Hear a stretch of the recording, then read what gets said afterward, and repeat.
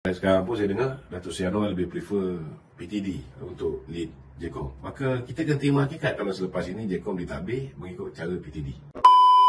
Ada pandangan yang mengatakan bahawa JKOM ni mesti orang politik. Sebenarnya kita kena faham satu kan. Kenapa orang berpandangan begitu? Orang berpandangan begitu kerana sebelum ini JKOM itu ialah Jabatan Hal Ehwal Khas ataupun jasa. Jasa tu memang daripada ketua pengarah je orang politik. Kalau ada timbalan pun yang mungkin PTD. Tapi pegawai-pegawai lapangannya baik di pegawai lapangan parlimen, baik pegawai lapangan DUN, semua orang politik. Kalau ada pun kaki tangan yang diserapkan daripada Jabatan Penerangan ke, daripada MKN ke, tak ramai lah. Kebanyakannya orang politik. Jadi dia memang sebuah jabatan siasah. Jabatan yang menguruskan pendapat rakyat. Jabatan politik. Tapi JKOM ni saya nak beritahu. Dia ni kertas putih untuk buat JKOM ni dibuat oleh Saifuddin Abdullah. Peranan dia tak sama dengan jasa.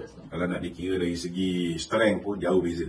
Jasa ada 1,400 orang. Sekarang ni baru ada 300 lebih. Begitu kecil. So, nothing much that you can expect from JKOM. Kecuali kalau JKOM itu dibesarkan dan dikembalikan setaraf dengan jasa dulu. Barulah boleh kita letak semua beban kesalahan ni kepada JKOM. Kan saya tengok JKOM ni, semua orang expectation terhadap JKOM ni terlalu tinggi. Sedangkan, dari segi bajet pun tak banyak. Dari segi strength mereka pun tak besar. Dulu kita ada setiap kawasan parlimen setiap zon. Sekarang tak ada. Malah pejabat negeri pun tak ada.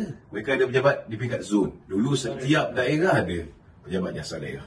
Beza. Sangat berbeza berbandingkan dulu dengan sekarang. Dan keduanya dari segi pendekatan Perdana Menteri. Perdana Menteri memastikan bahawa dia nak yang lead JKOM ni terdiri daripada academician. Itu yang orang macam Dr. Agus dibawa masuk. So, kita pun tak boleh salahkan Dr. Agus. Sebab itu kehendak Perdana Menteri. Dia pilih academician untuk lead JKOM. So, dia akan takbir ikut academician lah. Dan sekarang pun saya dengar Datuk Seri Anwar lebih prefer PTD untuk lead JKOM. Maka kita kena terima hakikat kalau selepas ini JKOM ditadbir mengikut cara PTD, bukan ikut cara politik. So terpulanglah kepada YB Fahmi sama ada dia nak wujudkan satu lagi jabatan macam jasa ke, ataupun don't waste any more of public's money. Jadikan empower JKOM tu macam jasa. Sebab bagi saya simple lah. Kita keadaan sekarang ni kita berhadapan dengan fitnah yang keterlaluan. It's very crucial.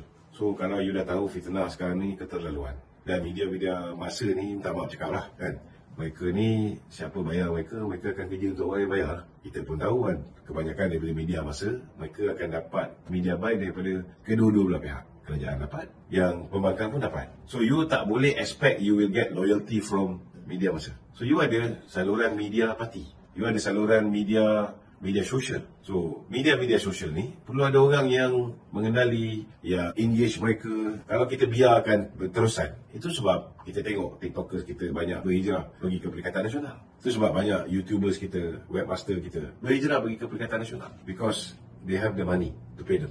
Ini realiti. Kita sebagai sebuah kerajaan sepatutnya kena sedar bahawa hari ini ramai orang dah tak tengok TV dah. Ramai orang mendapat semua maklumat mereka daripada media sosial. Dan kena terima juga hakikat. Ada yang Facebook pun dah tak tengok. It's outdated. Ada yang beranggapan YouTube pun dah outdated. Mereka dah berpindah pergi ke TikTok. Besok lusa macam-macam.